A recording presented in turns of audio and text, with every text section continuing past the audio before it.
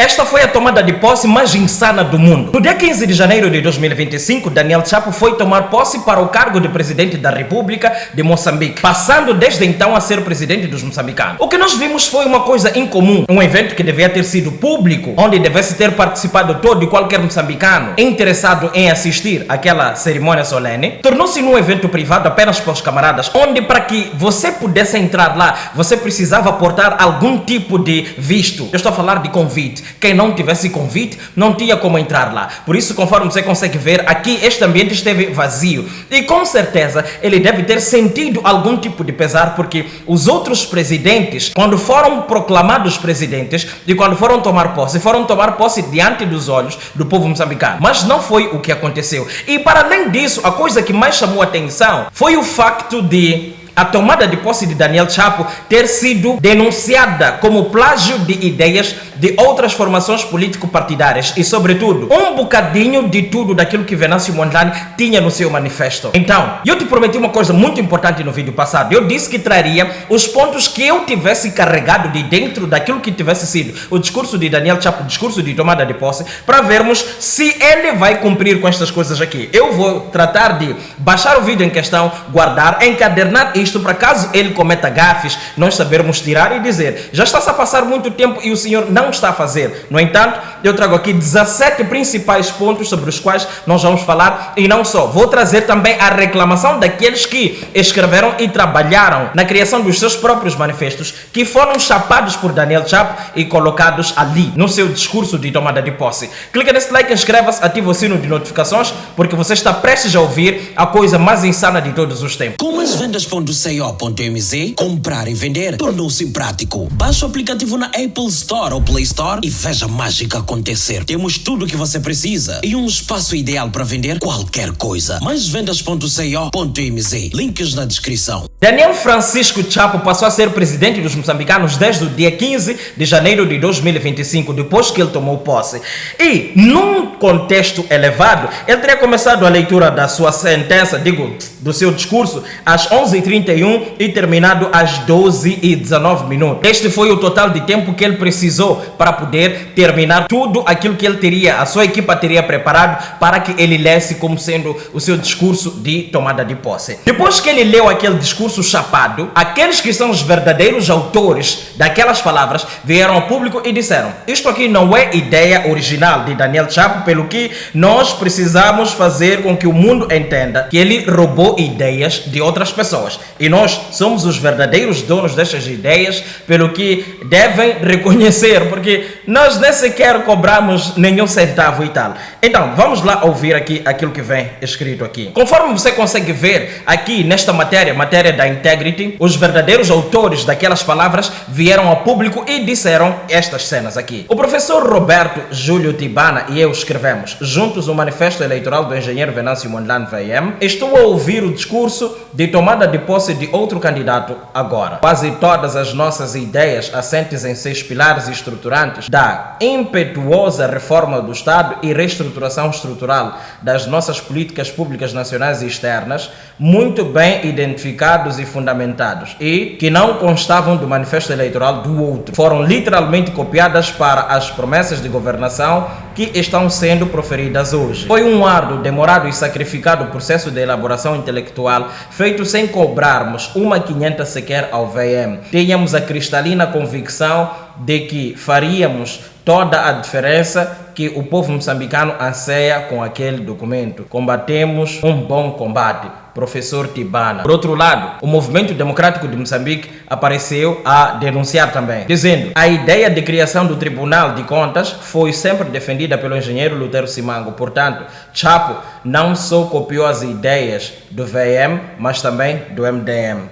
Então, muitos não entendem o que ele disse, essas coisinhas todas. Por quê? Porque são várias vezes em que Venâncio Mondlane veio a público para vir colocar as suas ideias e tal. Então, eu peguei 17 principais pontos. Existem muito mais pontos, mas eu peguei nos 17 principais pontos fáceis de pegar para poder te esclarecer o que Daniel Chapo teria prometido e tentares tu ver em tudo que Venâncio Mondlane tiver dito ao longo da sua vida enquanto político, para ver se não encontras nenhuma dessas cenas aqui. Vamos lá. O fim dos raptos é a coisa número 1, que é, o Daniel Chapo promete que vai acabar com a indústria dos raptos, pelo que os raptos que teriam começado no mandato de Guebuza, no mandato do senhor Daniel Chapo, iam terminar. A justiça, que ele ia promover justiça para todos, que há de haver acessibilidade aos serviços de justiça e que os tribunais vão ter a sua independência, não vão trabalhar de maneira atrelada ao sistema político, do mesmo jeito como essas instituições vinham trabalhando, diminuindo assim o seu próprio poder. A questão da saúde vai melhorar o acesso à saúde em Moçambique, vai estar acessível para todo e qualquer cidadão, independentemente da sua localização. Vai trabalhar muito, segundo como ele disse, para a valorização do professor, do enfermeiro e do médico, porque esses profissionais dão a sua alma. Eu sempre disse, mais do que esta coisinha que esses profissionais aqui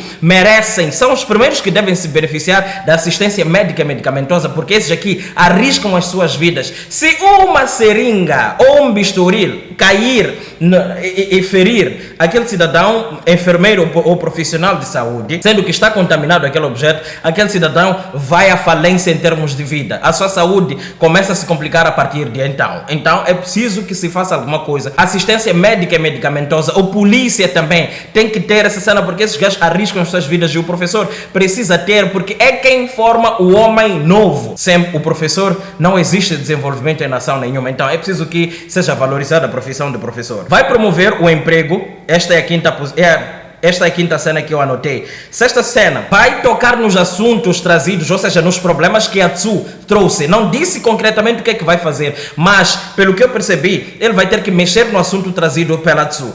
Número 7, vai tolerar a 0 graus a situação da corrupção, pelo que aqueles que são corruptos precisarão se preparar ou vão montar outra forma de fazer corrupção, porque no governo de Daniel Chapo, segundo como ele disse, ele não vai tolerar isso. Número 8, ele garantiu que o dinheiro externo não há de servir para uso individual, vai servir exatamente para as coisas que eles foram ou eles terão ido buscar, que é, nós vamos buscar dinheiro para financiar o setor da educação, saúde, agricultura e tal. O dinheiro terá de servir exatamente para isso e não para se comer, como sempre vinha se fazendo. Número 9, vai trabalhar muito na proteção dos recursos naturais, pelo que aqueles que trabalham na exploração disso vão ter de pagar o que precisa ser pago e as comunidades em volta daquele ambiente onde se estiver a fazer a extração dos recursos naturais vai se beneficiar de empregos, indemnizações e tantas outras coisinhas, tipo royalties no caso. É o que ele disse. Vamos lá ver se ele vai fazer isso. Número 10, vai reduzir o tamanho do governo. O governo está muito gordo, mas muito gordo, de tal forma que ele entende que cortando o número 11, que no caso, cortando a questão dos vice-ministros e tantos outros cidadãos que são inúteis para o aparelho do Estado, ele vai poupar um universo de 17 mil milhões de meticais ao ano. E este dinheiro aqui deverá ser canalizado para setores que sejam realmente úteis, ou seja, setores que realmente estarão a precisar daquele dinheiro que atualmente é levado e comido por pessoas que simplesmente estão ali apenas porque precisam estar ali, porque é conveniente que eles estejam. Agora, a minha pergunta é, aonde é que vai alocar esses cidadãos se são do seu partido? Vamos ver. Então, vice-ministros e tal, vocês vão embora. O outro ponto, diz que vai rever as regalias dos dirigentes, que é, os dirigentes não precisarão acumular tanta coisa assim. Isso vai ser revisto para permitir que o dinheiro chegue para todos, as condições cheguem para todos, ou sejam criadas para todos, e que, graças a isso, vai se acabar com aquela cena de, aquele cidadão vive, quer dizer, você ganha 300 mil meticais, não paga renda, não paga água, não paga luz, os teus filhos estudam no exterior, quem paga é o Estado e tal.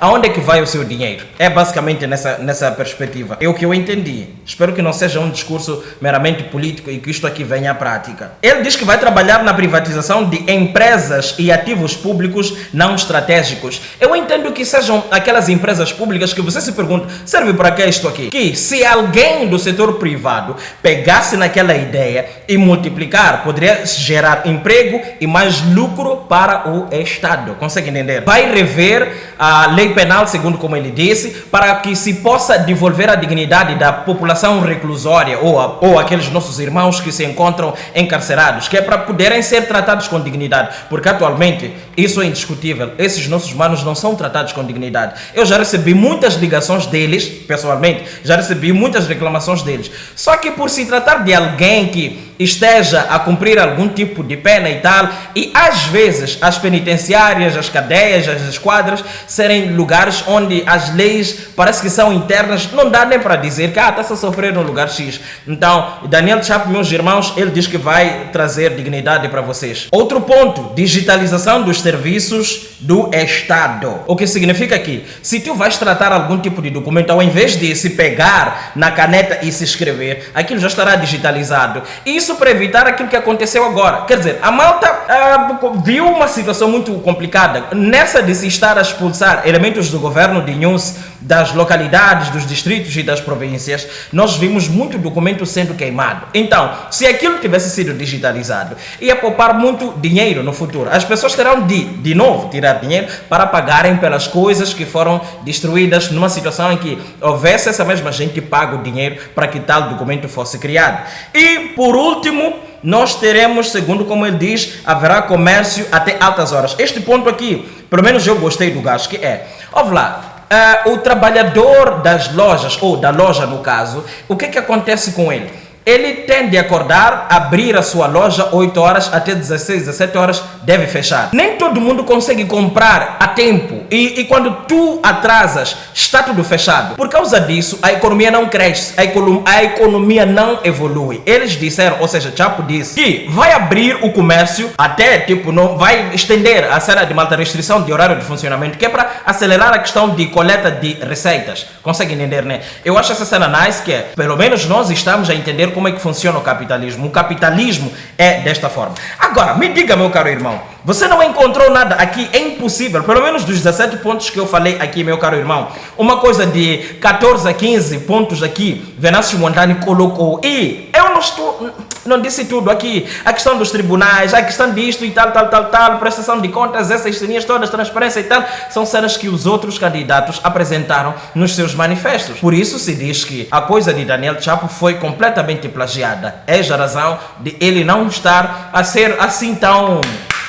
Como é que eu diria? A ser tão aplaudido. As pessoas não lhe estão a aplaudir. Porque, primeiro, privatizaram um evento que devesse ter sido público para que simplesmente fossem carregar ideias de outras pessoas e publicarem essas ideias em como se delas aquelas ideias fossem. Então, é isto, meu caro irmão. Eu espero ter sido claro. Amanhã nós teremos uma live mais cedo. Amanhã, por volta das 9, 10 horas, vamos ter uma live na qual vamos fazer um resumo desde a tomada de posse dos deputados, a questão da traição e tantas outras coisinhas. E por favor, prepara-se, porque amanhã será dia 17 e eu quero que você esteja aqui para poder ver e ouvir tudo em primeiríssima mão. Por agora é tudo. A malta se volta a ver daqui a pouco. Tchau, tchau. Fui. Um beijão. Chupa.